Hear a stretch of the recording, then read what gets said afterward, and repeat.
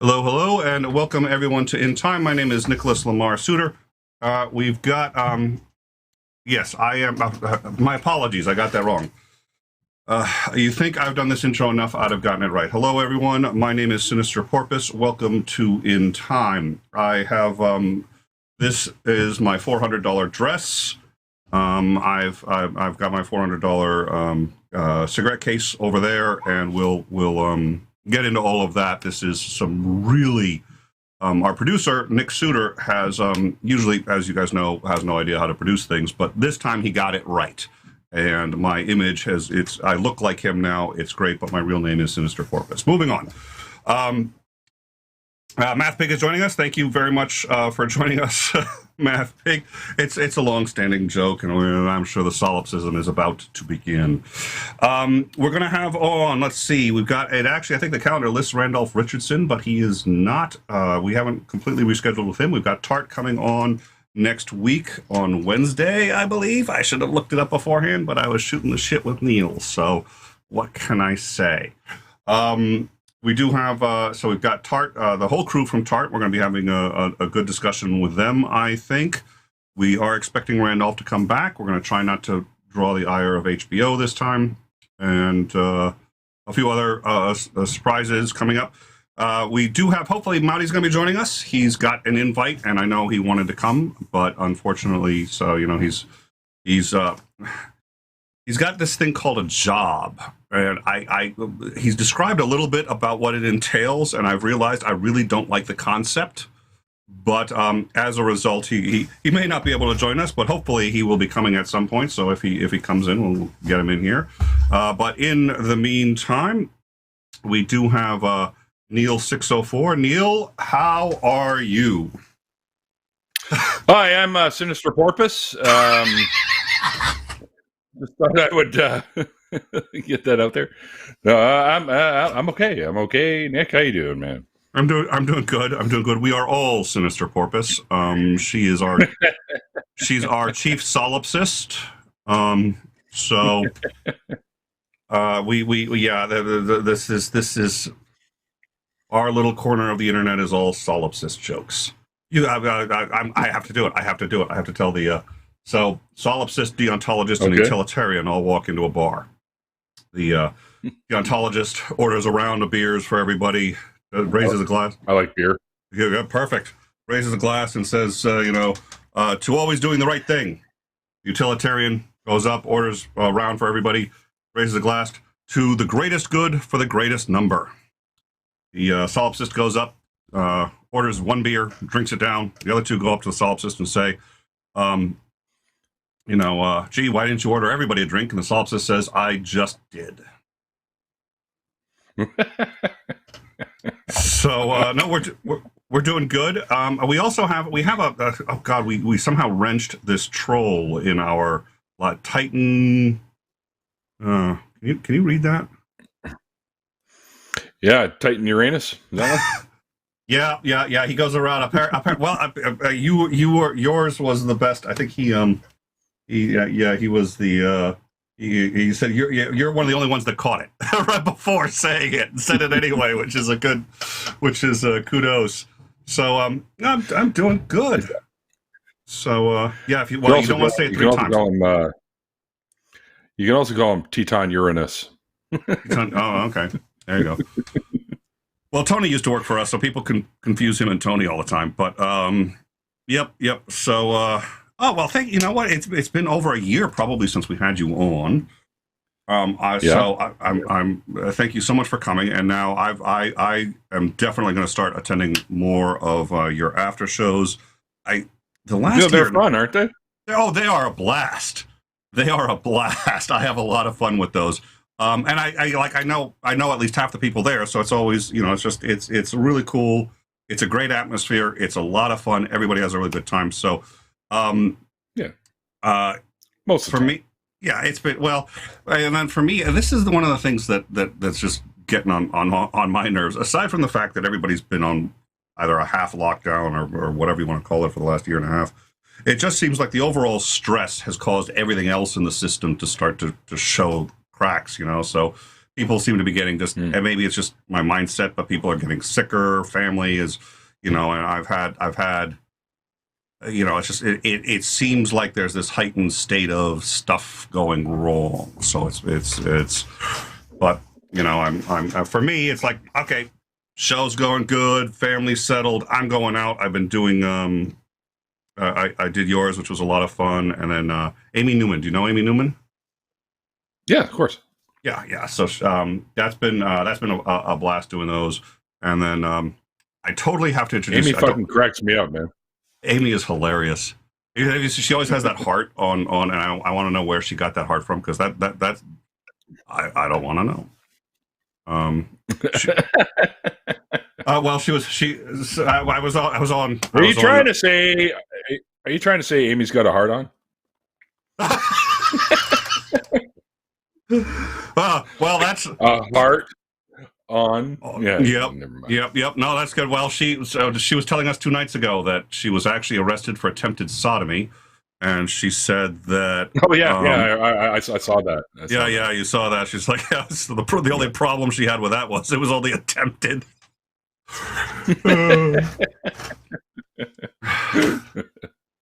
Oh dear Lord. So, but the one I would like to, at some point, you do, I don't know if you know Mouty, or Monty, as I like to call him, because I like to think it gets under his skin, but it actually doesn't, which is really disappointing. But he does, well, first of all, he's clinically insane. And the way I know this is because he has a YouTube channel and he doesn't care about the numbers. That's bizarre. Some people say they don't care. He actually doesn't care. But he has a whole bunch of shows. He's got one called Goodnall. And Goodall, prescription strength. It's the cure to the fuck-it-alls. So if you got the fuck-it-alls, you go to a Goodall, you're all better. And, he does food prep. He's Italian, so he's just like, okay, everyone's coming into my kitchen, and he's got the camera in his kitchen. He's prepping food, and that's it. And everybody just goes. And there's only one rule, which is we're going to be fucking adults. That's it, which means sometimes we're shooting the shit. Sometimes the topics get a little tough, but everyone treats each other with dignity and respect, and we go, and it's a lot of fun. So we'll hook you up. I'm part Italian. Oh, really? Yeah. Yeah. Which part? My right leg. Okay. Yeah, I was gonna make a condescending snide comment about Mouty, but he's not here, so it's not nearly as much fun. No, I'm almost a quarter Italian or something like that. Oh yeah. Okay. Yeah, I got a bunch of. I'm one of them Heinz 57 jobs. Yeah. Well, and you're Canadian, which. Yep. It's pretty cool, eh? Yeah, well, it's funny when because every now and then you can hear. I don't think I've ever caught with you. No, I did once, just on your last show. I think I caught a little bit of the they slip out sometimes. Yeah, it does on occasion, but it's and I was curious. I was actually curious about a couple things, but I realized I didn't want to ask you too many questions because you might apologize. So I always have like this whole like, how do you? Sorry for apologizing. All right. Sorry. Just let me grab my Canadian flag. And... Well, and Randolph is Canadian, and we've had him on, and that was good, and I enjoyed that, and we enjoyed his debate, and so. I'm sorry, Randolph who? Richardson. Oh, dear, you fucking son of a. Hey, whoa! Don't bring my mom into this. Oops, I slipped. Oh, there we go. Oh, I don't know how that happened. I'm sorry. It was the wrong button. I was trying to boost the audio. Yeah, everybody missed this. He was dancing when we were playing that intro song. He was just going.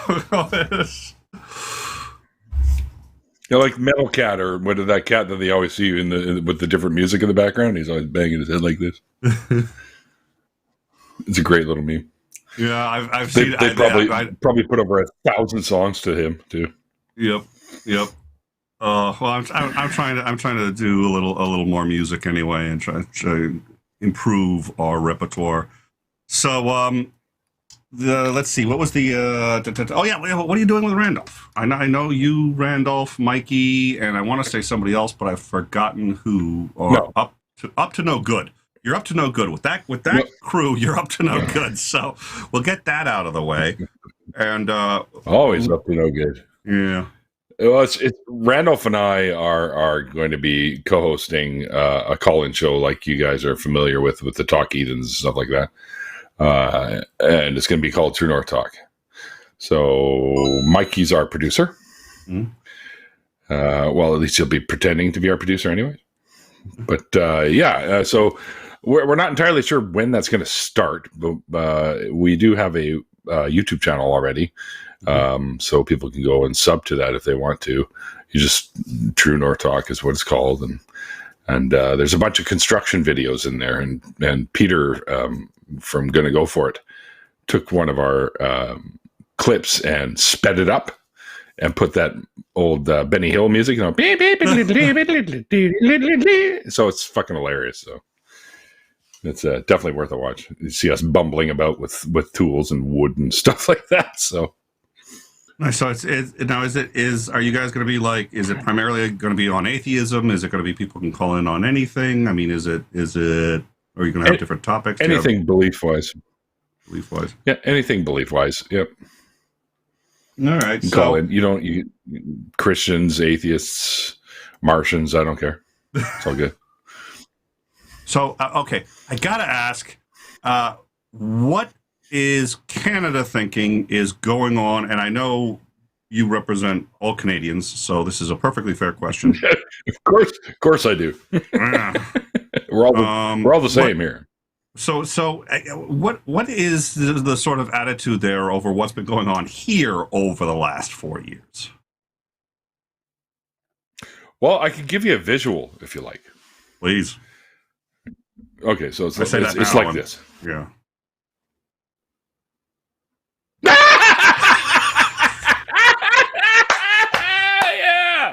All right, that's great. Well, at least they got rid of the dumb fuck and hired this other dumb fuck. So we'll see what happens now. But let's tell you this: the current dumb fuck's a fuck of a lot better than the other dumb fuck. So well, right, just let me grab my my popcorn here and have a little see what happens. So aside from burning down our White House, you're going to add insult to that injury by laughing at us. Yeah, well, come on, dude. Get over the White House thing, man. That was like 1,000 billion years ago.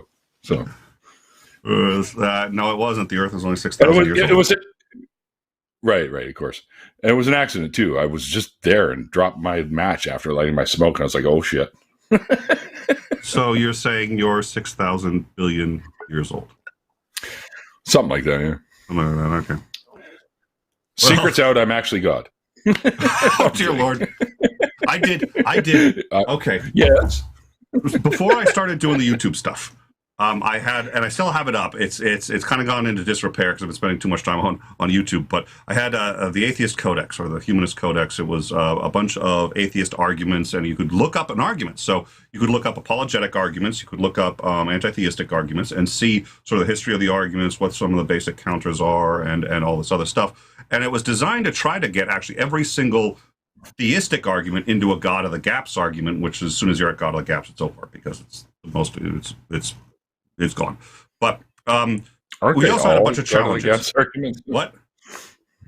Aren't they all already God of the Gaps? Well, I think they are. You're placing a God into a gap, right? Because exactly. But it was the theme that I was trying to do was to actively take like all of Aquinas's arguments and say this is why it is a God of the Gap. So people have lots of counters to them. Like ignore all these counters and just understand why it's a God of the Gaps. Since God of the Gaps is the single most employed argument in human history. It's also the most refuted argument in human history. It goes all the way back to why did the cows die? God. Why did the lightning bolt strike here? God. God of the Gaps. It is the oldest argument we have ever had, and it's never once been right, ever. So I think we get to say it's BS. But I also had a whole bunch of challenges. So we had a $10,000 flat Earth challenge. We had a whole bunch, and one of them was prove I'm not God.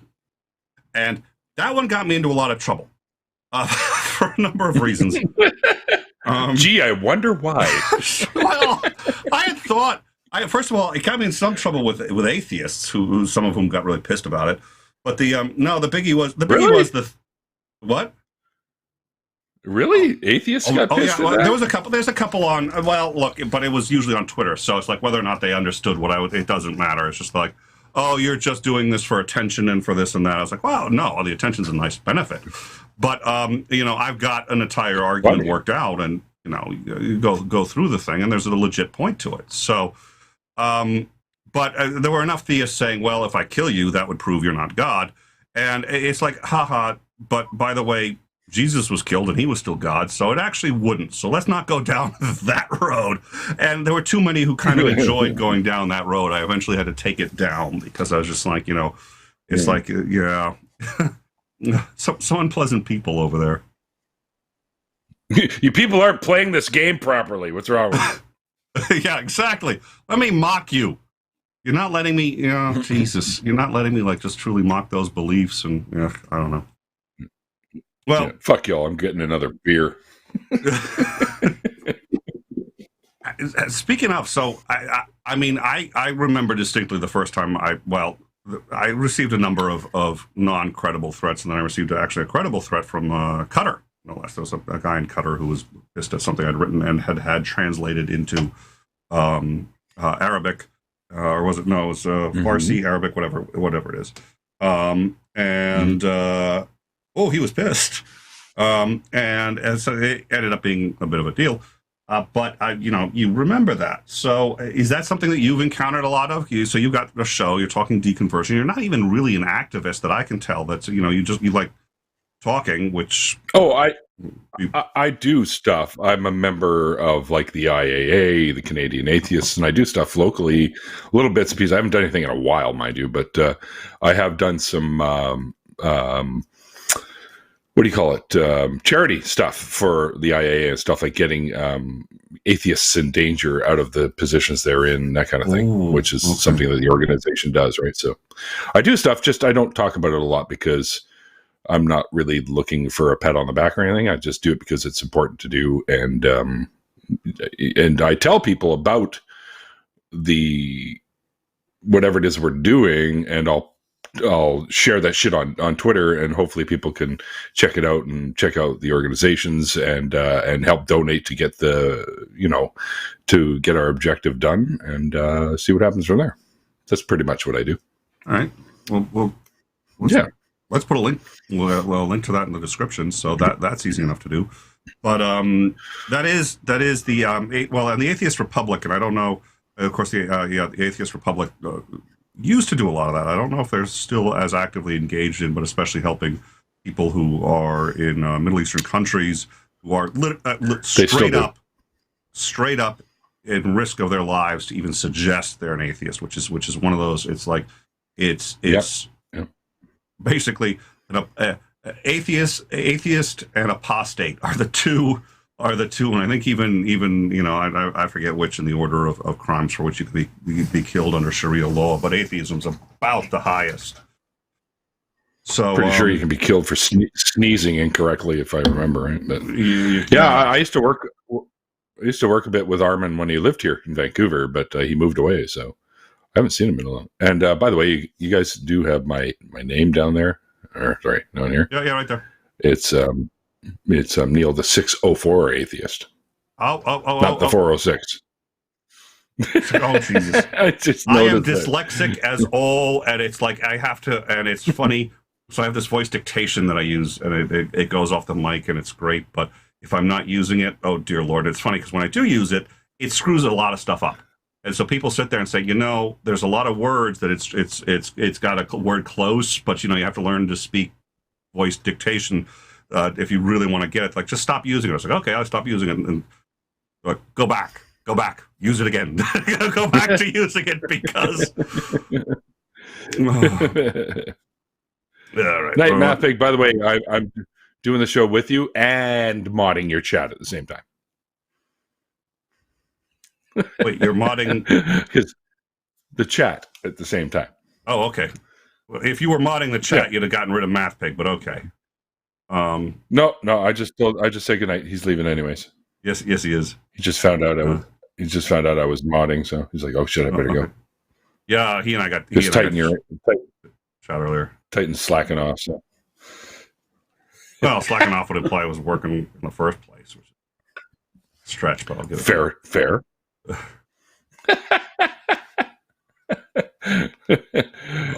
Titan. Just joking, buddy. Oh well, listen. Oh yeah, I'm hardly like people in glass. It's I really think the biggest reason that he mods for this channel is to watch me screw up, which there are ample opportunities throughout the show. It's like, isn't that why everyone does it? I know that's pretty much why. So it's like I'll be like, oh, you know what? I think Marty may have showed up.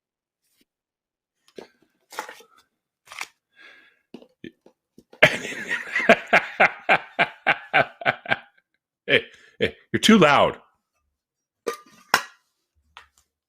The number of times I have not yet figured out how to work the mute button. It's always in the wrong position, and then it gets to be really annoying when everybody, of course, on the Discord's figured it out. So I go to Discord, and then I start to talk, and they're like, "Wait, is Nick saying something? Because it's awfully quiet." I was like, "Yeah, guys, I'm talking," and then they're all sitting there going like, "I think he's muted."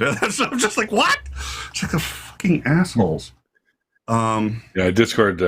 You got to get it all set up before you start doing shit, or else you're gonna be mute. Oh, Discord is Discord is an interesting beast. Yeah, that's I absolutely hated it, but it turned out like because we have a lot of moving parts here. It just turned out we used to use like a Twitter for staff meetings. We're like, it may be that DMs Twitter is not the best way to have a staff meeting. So now it's like, okay, Discord, you can do the video, the audio. It's painful, but it works. That's usually what we do before we do the recordings for nonprofits. Okay, so now do you okay, well, hold on. Let me get my notepad. You can lie back on the couch. Like, so tell me, Mr. Atheist, do you how many times what do you do? How many times do you smoke a cigar? And what do you think the cigar is? So do you self-identify as an anti-theist, or do you care? Or it sounds like you do at least some kind of. Yeah. The word anti-theist carries a lot of sort of misunderstood baggage, in my opinion. People think that, oh, well, you're an anti-theist. You're anti-religious people. I'm like, no, that's not what that means. I'm the theist part is me. I'm the anti-theist. Like, in other words, I'm against religion, not people, just bad ideologies and religion, which is what that's supposed to mean, but people misunderstand the expression. So, they sometimes equate it with actually disliking the people over the belief system. And that's, I'm more, clearly against the belief systems. So I just sell my anti-religion. Yeah, Dawkins hit that when he was at it was like a roundtable discussion, and he self-identified as agnostic. And somebody got really pissed, and they're sitting there going like, "Wait a minute, I thought you were an atheist." He goes, "Well, it depends on the crowd, and it depends on what the preloaded baggage is. Because by agnostic, what I mean in this case is the same thing I've always meant, which is there is no evidence for God, so I don't believe in him. But to some people, that's agnostic. To some people, that's atheist. If I don't want to get into a fight over atheism, I say I'm agnostic so that the baggage doesn't carry over. If I do want to get into a fight, right. He was just like, but then there are times when I want to, so I say the atheist or anti-theist part. Yeah, I say clearly, it's, like it says in my name here, I'm an atheist. And I don't fuck around with that shit. I don't believe in gods. I don't believe any have ever been real. I believe the hundreds of thousands ever proposed by humankind are all made up mythologies. And they came at a time when we needed explanations for things and didn't quite have the science, and then they just fucking blossomed from there. And we keep making them up, making them better and more powerful. And now we got this quad omni piece of shit that everybody seems to like, and the guy's a complete ass at. And if you ask me, and it always asks us where we get our morals from, and I say, well, it ain't from your fucking representation of a deity, that's for sure. Oh Jesus! Well, and Hitchens always had that amoral. Hitchens always really, I thought, had really good arguments for that in particular, where he was really good about the just like, it's, if religion's taught us anything, it's that it's not a tool for morality. Yep, exactly. Oh, so let's see. Now there was oh dear Lord, there was another question I wanted to ask, and I'm wiped out. We gotta start doing these shows earlier. I'm wiped out. You're like, and everybody's.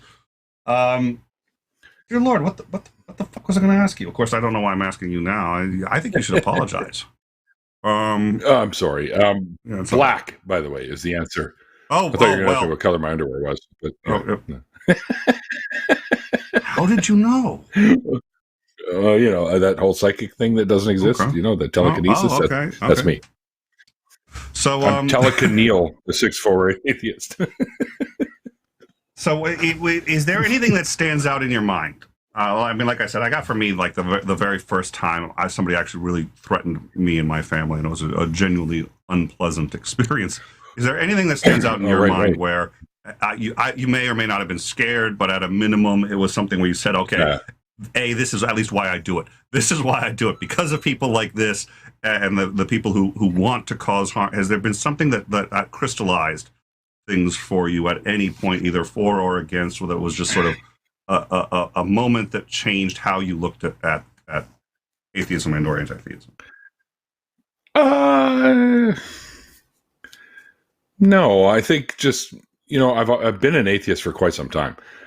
And I think when I fell into the atheist rabbit hole on YouTube, it just strengthened my atheism, hearing some of the arguments and seeing, and then seeing some of the videos that people have done, like, how I think one of the first ones I saw was Sam Harris at that debate where he's up there on the podium. He's got his little Apple computer and he's talking about how Christianity and God can't be real and all this yada yada. And I think, and then you find Christopher Hitchens and etc. And just all the arguments and stuff like that just helped strengthen my position. So, as to have I ever been scared, because like you've said, you've had threats before. Yeah. I've yet to have somebody threaten me, but definitely I've had people on the channel. I think Dawkins was sending his minions, like Darth Dawkins, by the way. Okay, I was about to say, wait, Richard Dawkins was sending his minions out. Okay, No, pretty sure Richard Dawkins doesn't even know I exist, and the way he's been acting lately, I'm kind of okay with that. So. Yeah, some of the shit he's put out there is like, come on, man, really? You're better than that, or you should be. Yeah, we should talk about that. But yeah, finish your. But yeah, Darth Dawkins and folks like that, Matt Powell, they pop in once in a while and challenge me all the time and stuff like that. So, I basically just block their asses, and not for if they start acting like complete a-holes, then I'll block them, or I'll have my mods, because like everybody's a mod on my channel, so that way it keeps all the shitheads out of there. But I'll just say, all right, deal with that, guys, and then seconds later it's like, boop, gone. So yeah, because they keep, I should let me in there, and we'll talk and debate, and I'm like, that's not what the show is, so piss off. Then they put little chicken icons, put whatever you want. Lord. You're not coming in here. Yeah, I know. Like, hello, child. Go away now. Well, it does bring out so now that I remember one of the first people I ever truly engaged, like as an anti-theist, where I self-identified as, and I realized I have kind of a purpose in understanding these arguments so that I can engage on them. And it was a guy who I actually was having in some ways a lot of success with. But two very scary things happened. The first was he started to break down as it looked like his I was making arguments that was having an impact on him, and he said, we have to stop these discussions. And I said, okay, well, why is that? He said, the only reason, he goes, you have to realize my wife left 20 years ago. My kids want nothing to do with me. I live in a trailer out in, I think it was in Australia, right out in the middle of nowhere. And it's just like, and, you know, everybody I've ever met really hates me. And I forget how he put it, but something like, you know, he's like, just women don't even see him as the same species. They see him as this ugly, you know, thing. And he said, and that's sort of how and why he found religion. I know that feeling. Yeah. And so he had said, and the only reason I don't put a gun in my mouth is because you can't. You know, if you're Christian, you can't do it. Well, I thought you were going to say it fucks with your fillings. Yeah, well, if it's magnetized and it's starting to pull out, I totally see the.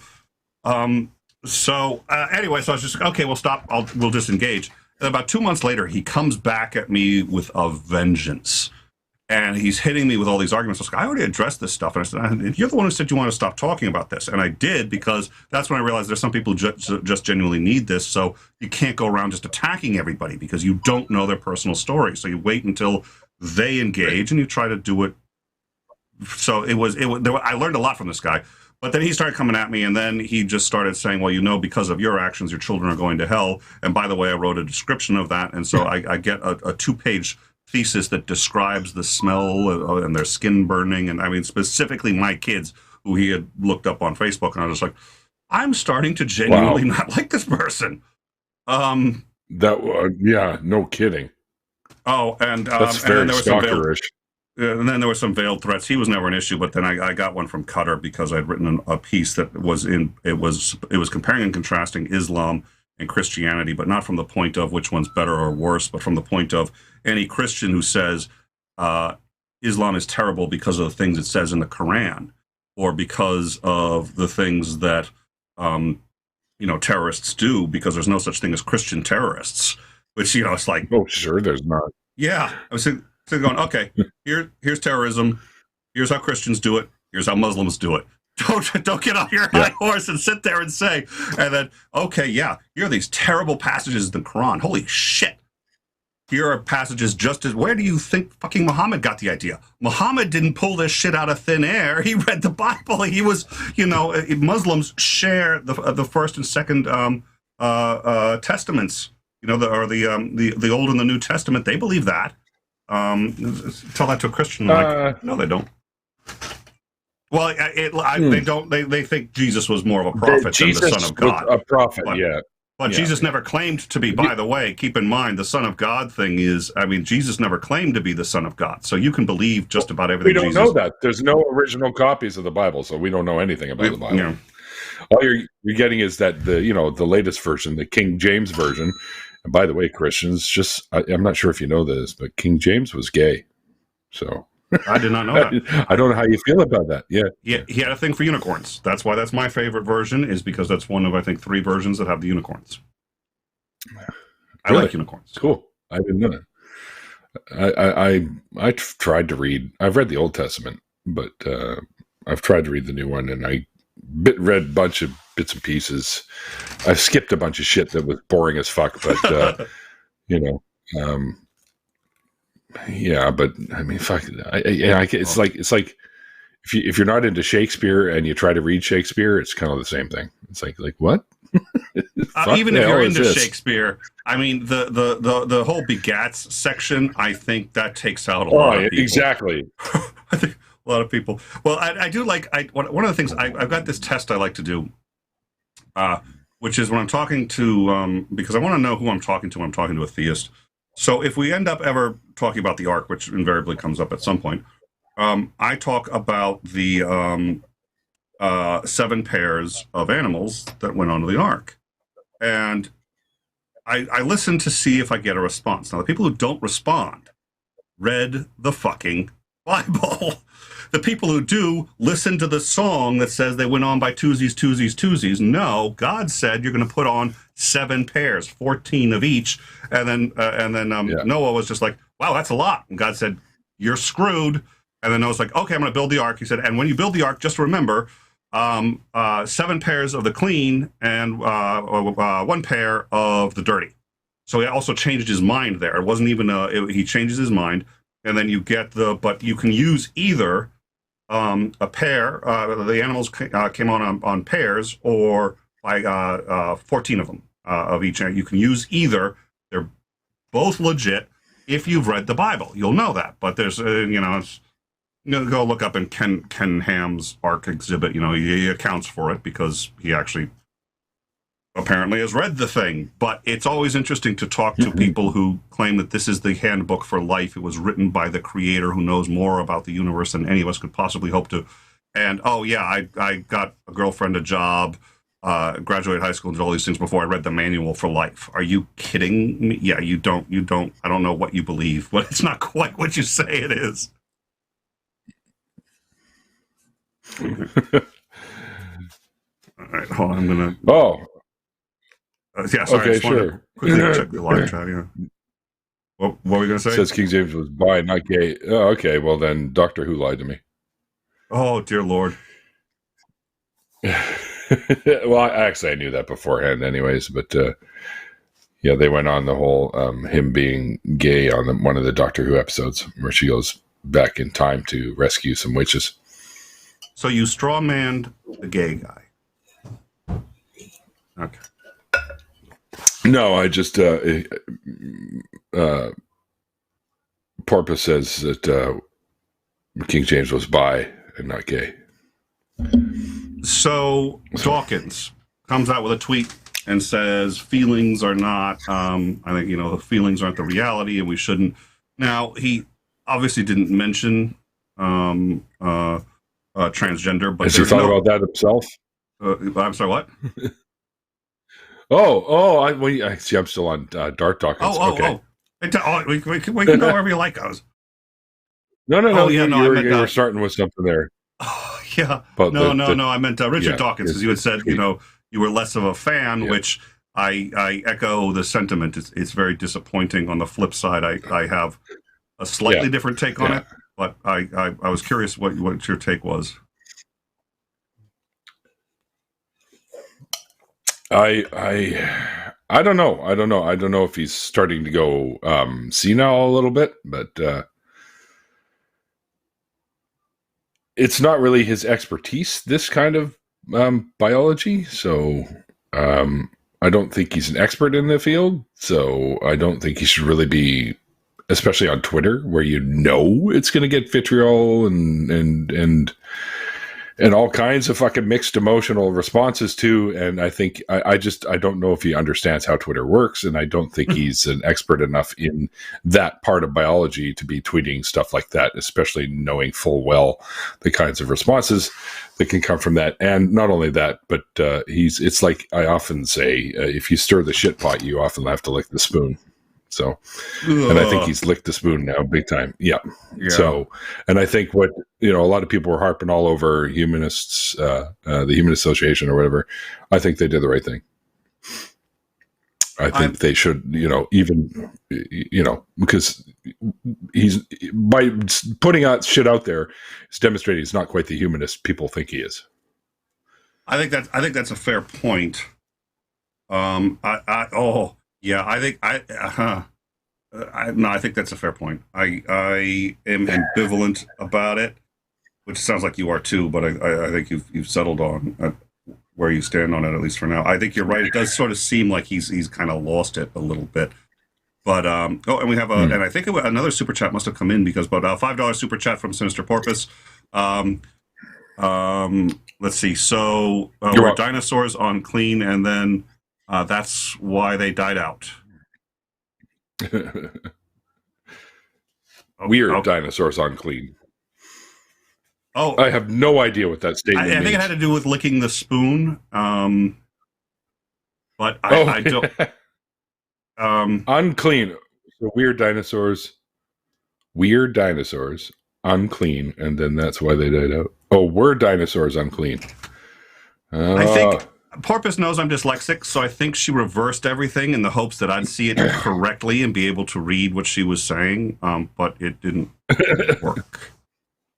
And we have a new follower, which I really appreciate. So, Secular Pagan Mum, thank you very much for joining. And I said this on our last show. We get demonetized a lot.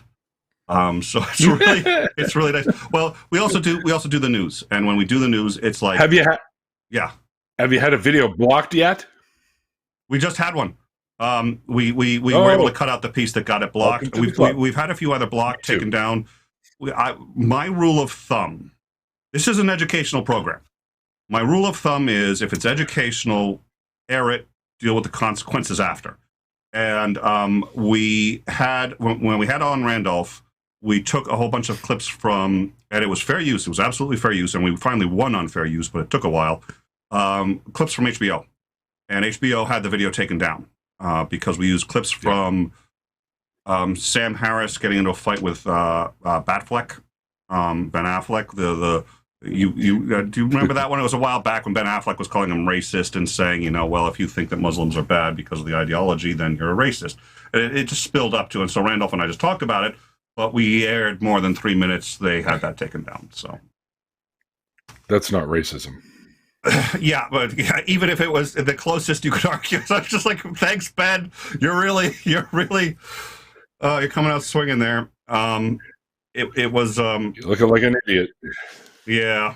Well, and then so one of the things that we do too is that when we do breaking news, I mean, we've done live shows, we did live streams as much as we could during the 6th when that thing was happening, and every now and then, we try to warn people, but it's like if we're streaming potentially violent situations, you see some stuff and we get demonetized. So it's just so long story. Thank you very much for the follow. Thank you, and if you come to our Discord too, you can hook up on how to get into the Patreon hangs, because we're actually having one coming up first Monday of every month.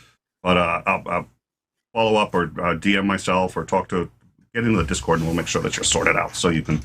But at any rate, yeah, he did. It seemed a little unhinged, and it was very cavalier of him to do that in that way. My take on it was slightly different in as much as I was glad he said it, because I think if that's how you're feeling, you should say it so that it can be discussed, but it shouldn't be like the last word, and it shouldn't be this is how things are. You know what? I think he is a humanist, and I think he tries to be a good guy. So what people need to do is, in my view, is say, we need to talk. You may have a point even when it comes to feelings, okay? That's not necessarily a bad point. But when we talk about dysphoria, and when we talk about these other things, they're not feelings. We say feelings because that's the closest word in the English language that goes to it, but it's the same way when we talk about DNA as a code. What really pisses me off is I say DNA is a code, and some theist comes up and says, well, every code had a programmer. It's not. DNA is not a code. It's a set of instructions. It's not. It's a set of instructions. Yeah, but that had to be refined because of assholes who were sitting there saying, well, code implies a program. No, it's a different thing. And dysphoria has been around since the dawn of time. But feelings, listen, people murder over feelings, right? They murder over love, hate, and so on. But they're still, in general, transient. People murder over stupid shit, dude. Yeah. But it's still transient, right? Feelings aren't a state of being. They are transient. When you're talking about trans people, those are not feelings. They say feelings because we don't have another better way to, or they say identity, but that doesn't do it justice either. So let's figure out what we're talking about and then see if... No, yeah. I've heard them say, I've heard lots say, this is who I am. Just because it does not reflect what you see does not mean that's not who I am. I don't have a feeling about it. This is who I am. And yeah, that is who they are. People don't say that shit unless they know that, right? So. And I think that the good news is that's also sort of the evolution, because I think people initially would start to say, I feel like this is who I am. And it's like, you can't say feel because that diminishes what's going on. It is as much a...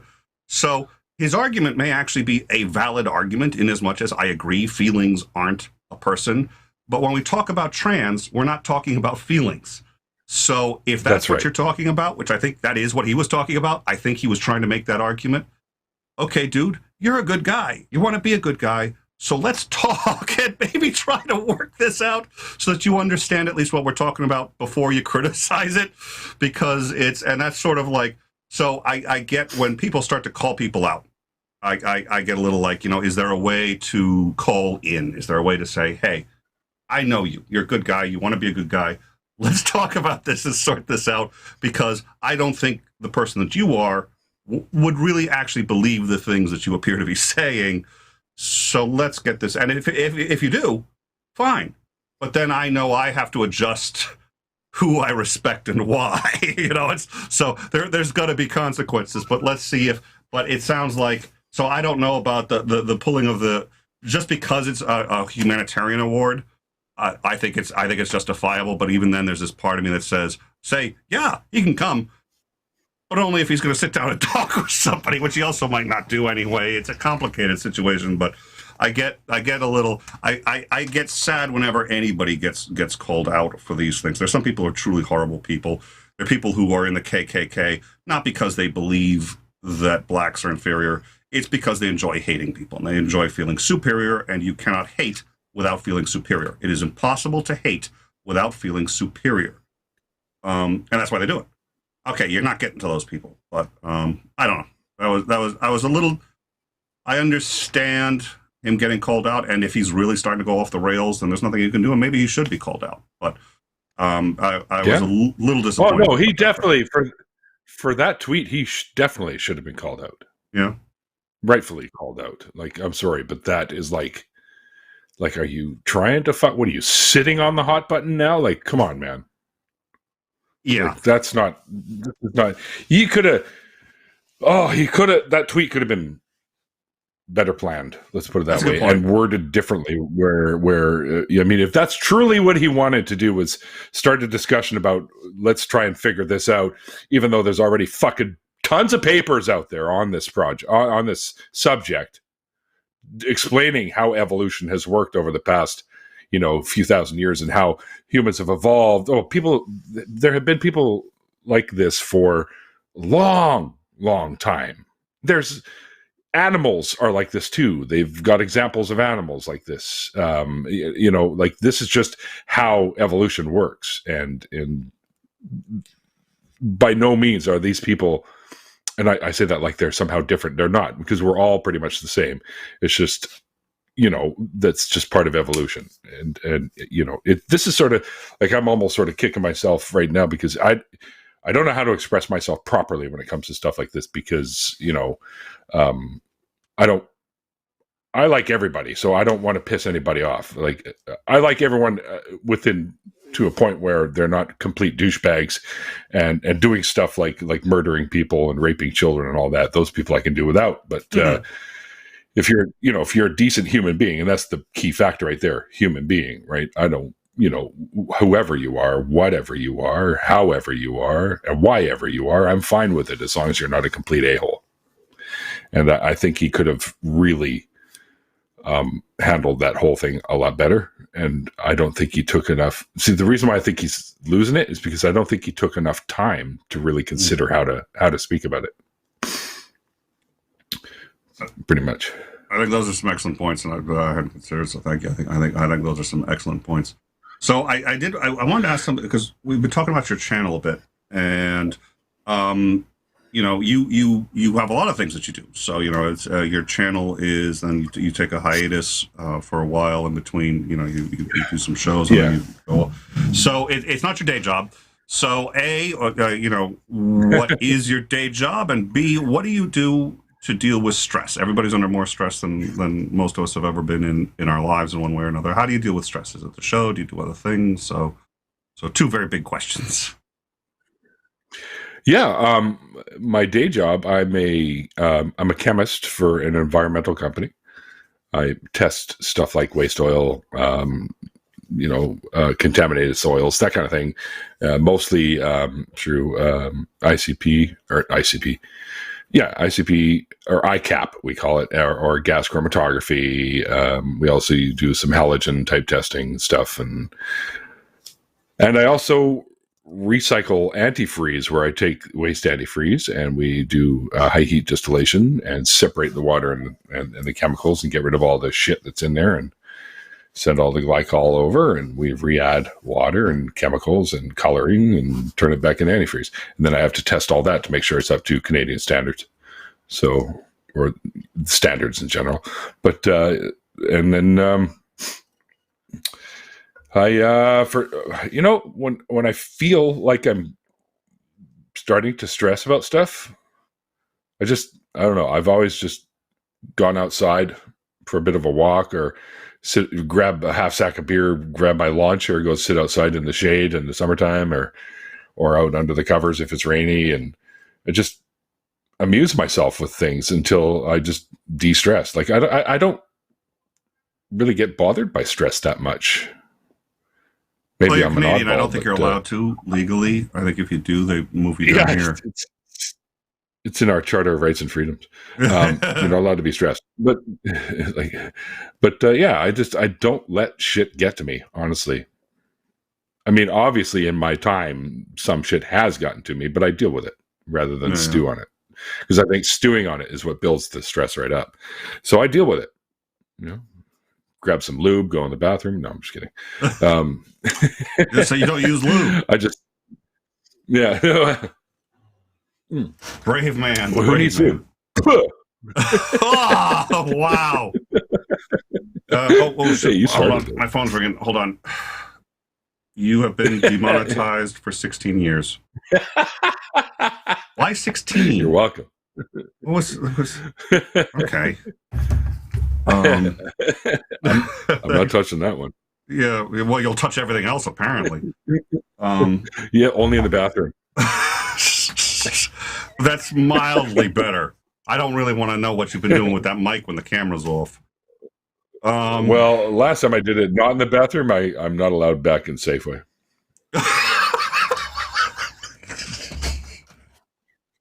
Oh, hold on. 17 years. Okay.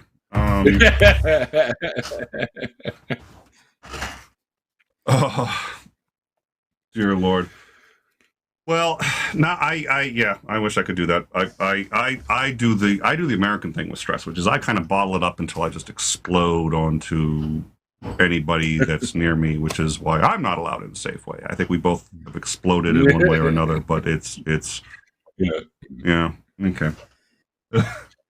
Yeah. All right. Well, stay out of the tuna aisle, people. Oh, so all right. Are we? I was going to check the log. I don't know, man. Yeah. I guess my grandpa never seemed to ever get stressed, and he said, well, you know what the secret is? Your grandson, don't give a shit. I'm like, okay, I'll take that with me. So, everything that I find, everything that I've ever been stressed about is something that can be handled. So I generally tend to handle it rather than let it pile up on me. So maybe that's why. I don't know. Maybe that's why I have such a calm demeanor about me all the time. Most of the time. I mean, there's days I flip out and get pissed off at shit, but most of the time I'm pretty chill, laid back dude. Well, I assume once you sort of let it out, then you seem like the okay, I've said it, I've said my piece, done, move on, kind of. Yeah, well, let's discuss or move on. Up to you guys. All right. Well, yeah. What can I say? I bottle it up, but that's what Americans. I also think that now there's been some studies that have suggested. I think that a lot of how we deal with stress and how it affects us is biological. It's not learned. Certainly, I'm sure you can learn ways of oh no. I disagree. I think it's probably a bit of both. Well, it is a bit of both, in my opinion. You're going to learn some behavioral patterns from the people around you as you grow up, right? You can see, well, Uncle David, he's always kept it in and then blows up like once a year at everybody, and cousin John does the same thing, and so you're going to develop behavioral patterns from people. And by the way, that does get passed down as traits as well. Yes. That makes sense. Why people are still religious as well, because it's passed down. Traits are passed down. So yeah, and although Wonder Lady probably would argue with me on that one. She doesn't buy that. I'm like, well, she just doesn't think it's she doesn't believe that it's somehow stayed with us through genetic traits and stuff like that. But it has. It's a part of a survival instinct thing. At least neurologists and people in the field, geneticists have all sort of come to that It's not conclusive, but it's very heavily leaning in that department. Where the reason I tend to align with that camp is because I was actually shown an example of how that's possible. I was adopted. I'm not sure how many. Most people that watch my show know I was adopted, and they know that I've met my birth parents. I met them back in 2000, so I've known them for 21 years now. So they're family, anyways. That's long enough. That counts. So one of the first things I noticed, and this is how you can tell just about anything can come through as a trait. I was over at my biological folks' house, and my dad, my biological father, was digging through a box of old Christmas cards, birthday cards, shit, memorabilia. And it's like, I'm gonna do a little project. I'm gonna get a big sheet of paper, and I'm gonna clip little pieces of things and make a little thing, right? So we can get it framed and put it up. Some of the stuff that touched us and meant most of it. So he's up there and he's using scissors, just regular pair of scissors, and he's cutting something. And as he's cutting, he's doing this, like he's chewing, imitating the scissors. And I do that and never knew why. And I go, now I know why I do that. It's one of those weird fucking genetic traits that goes on to the next generation. It's bizarre, but it's a reality thing. These kinds of things can get passed through. Well, it's weird. And it's like how elephants who've never been on certain paths know to go this path to find water because it's passed down. I've heard of a theory about how memories can actually get passed down genetically. That's interesting. I will say this. For me, the closest to that was, I remember she was maybe 4 months old at the time, and we had my daughter on the changing table. And then she did this stretch where one arm goes out this way, another leg goes out this way, and then she kind of arcs her back in a very specific way. I have never seen anyone other than me do that stretch. And I was sitting there going, she inherited a stretch. It's the exact same move. I was just like, I've never seen.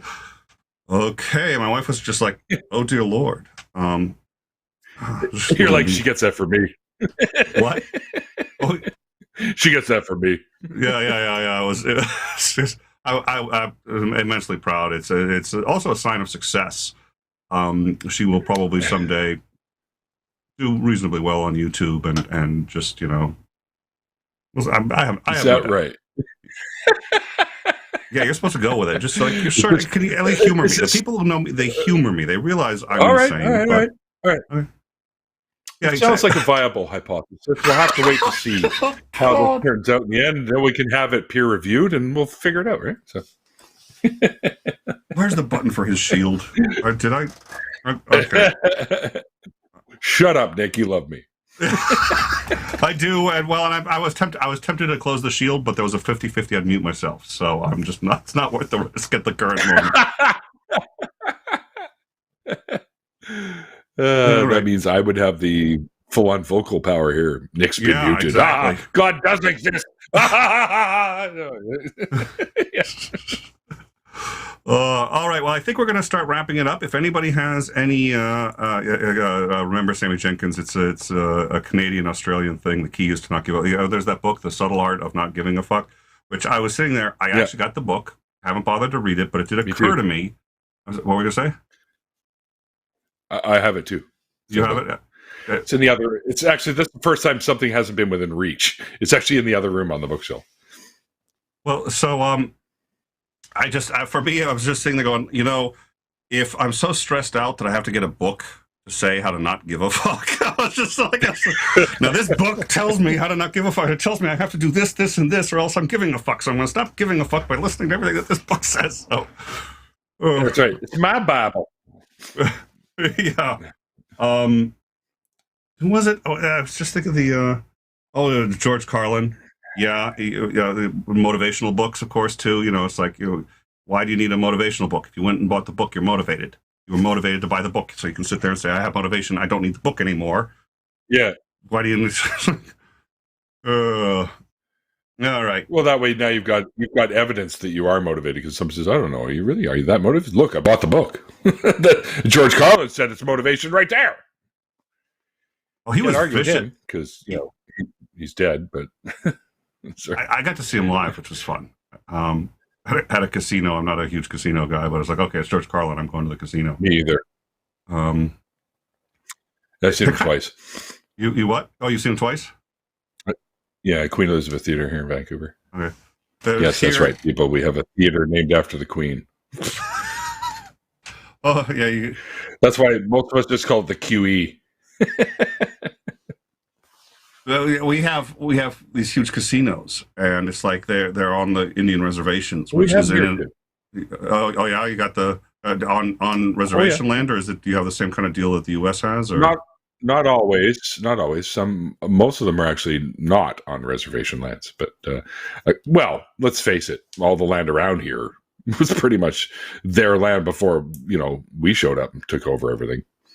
But no, they're just anywhere. Usually in the cities, outskirts of the cities, by the airports, which I think is brilliant.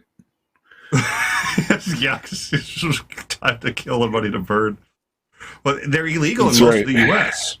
Nevada, you can have them, but they're illegal in most of the U.S. But the deal that we have with the reservations says that that's not U.S. land, so they can have them. So you have across the United States huge mega casinos built on reservation land because it's not the U.S. So most of the states I've lived in have a few at least there, and they're not part of the state. You're technically not in the U.S. when you go to the reservation land. They have their own police force, their own government, their own whatever. But it's always they have that here too. Oh yeah. But the reservations are pretty much run the same way here. It's just there's no.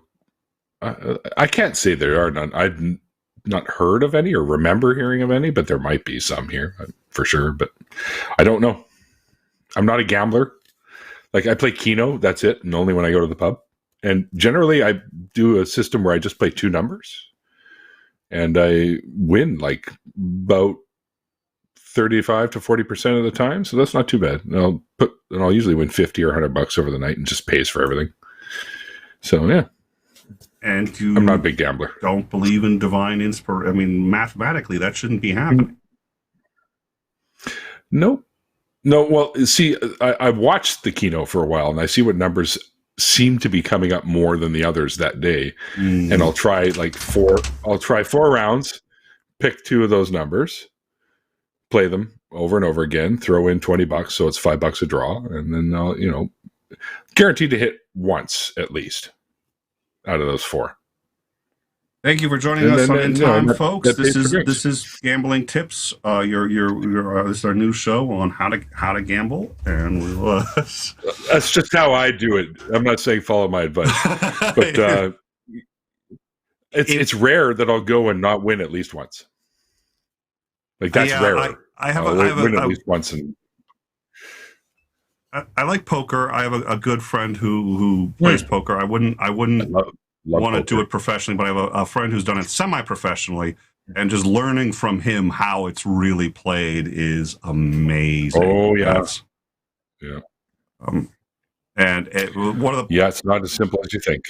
No, it's not. And the people who do it for real, and what I find, we can't invite him over for any games because he cannot disengage and not do, because he is a semi-pro. He will not. He's just like, no, this is, if you want to play poker, I will be playing poker. So I'm like, okay, he's here. We're not playing poker tonight because there's just no one else. He could do it blindfolded and wipe out everybody. It's insane. Look at Jake 4D coming in at the end. Good job. What I miss? The show. I was going to say that too, but I would leave that for you. I stepped on your. I apologize. No, you didn't miss much. Neil talked about doing ungodly things with lube in the bathroom. We talked about what you can do at a Safeway legally. Twice. Yeah. You didn't miss much. It was well, Neil, thank you very much for coming. I am definitely going to be coming to to your after parties because those are great, and of course you had me on, which was a blast. I really enjoyed that. So thank you very much for coming Thanks on. for the warning. Yeah. It usually doesn't matter. I can give people as much warning as they like, and nobody's ever prepared for the disaster when it arrives. No, dude. When you pop in, it's always fun. It's. And you've only really been in a few, so you need to be in there more. I agree. I also find the other thing is I used to do those a lot when I was drinking, and I can no longer drink. I have a nerve condition, and it causes one glass of wine massive pain. So it's yeah. So I stopped drinking a little over a year ago, and is that reversible? The nobody entirely knows. It's Ehlers-Danlos induced peripheral neuropathy. All the nerves in my starting at the periphery. Oh yeah. I had that yesterday. I don't think you had that yesterday, Neil. I'm kidding. I'm going to suggest that, yeah. So, and it's also scary because when I first started getting it, they said, look, if it doesn't stop, it's wildly unpredictable. They said you're going to end up in a wheelchair in 2 years, and that was 2.5 years ago. It stopped. Some of it reversed. I'm not in the same kind of pain I used to be, but I cannot drink because that will. And there's certain. I had to have a surgery once, and they learned that they can't give me certain anesthetics because it triggers it as well. But so I think the point being though is once I'm used to going to after parties, having some wine, or for me it was I wanted to say Chivas. It's not Chivas. It's Suntory whiskey. But it's like I can't not even a glass of beer, anything like that, and I will be in pain for days. And the pain will 95% will go back, but there will be permanent damage from any time I drink. I get a very small amount of permanent damage that accumulates over time. I can't drink, so I stopped doing them because I think I associated them with drinking. And once I stopped, I was just like, oh, I can't go out. But I had a blast. I wasn't drinking. I mean, I'll admit. It helps to be drunk to understand what people were saying there, but I've spoken drunk enough in my life that I can go there and just sort of interpret and say, okay, what? I speak drunkenese well. I speak, yeah, because I'm fluent. Jake, never forget the language. Jake clearly hasn't seen any of my after parties. Yes, once in a while people tend to walk on each other speaking, but they're very good at stopping and letting someone else go. So, because most of my after parties don't have the kind of folks in there that are get all pissy. Well, most of the time it has happened, but there's no debating going on. However, sometimes people can lose it here and there, and it's happened actually fairly recently, and rightfully so. But they tend to sort things out after the show. It's usually nice people shooting the shit, and there'll be a couple disagreements, but it's really nice. It's nice people shooting the shit and genuinely having a good time. Is usually what I've seen. So, the best of my, from what I've seen, people don't usually come in with an agenda. On occasion, that can happen, but realistically, it's just hey, let's all hang out and have a good time. So it works.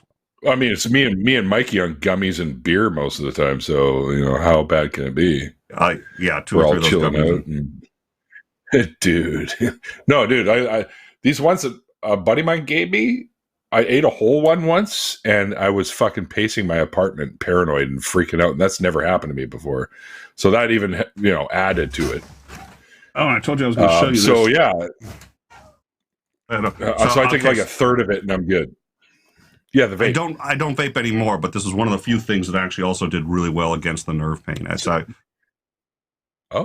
Yeah, so this was the vape I used to use, and I had a backup, and I had to use it regularly because it was the only way I could even sometimes get out of bed. But a lot of it went back. I've told it's not going to regress any further. But yeah, I say, everyone in the chat's like, did I miss the pop in the eye out story? No, I didn't tell it, so you didn't miss it. Spooky, you already know it. Spooky already knows it.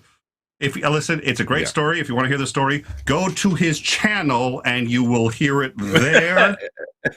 It comes up every once in a while. Most of the people here have all heard the same jokes. It pops out every once in a while, I should say.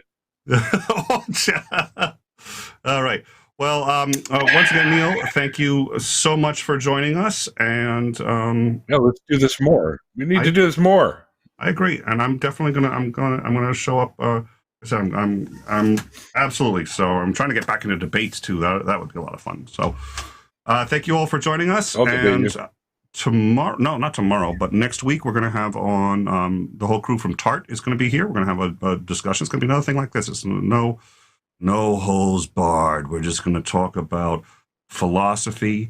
We're going to talk about religion, and we're going to talk about lube, and it's going to be a good show. So that will be next week, and then also Randolph Richardson back. Thank you again, all of you, for joining us. And if you want to come into the Discord and hang out a little bit with, I can get you the link. My family just got back, so I'm going to go hang out with them. But thank you all for joining us. Before he gets in trouble. Yeah. Ain't no before. It's already happened. Now it's about mitigation. All right. Talk to you later. Have a good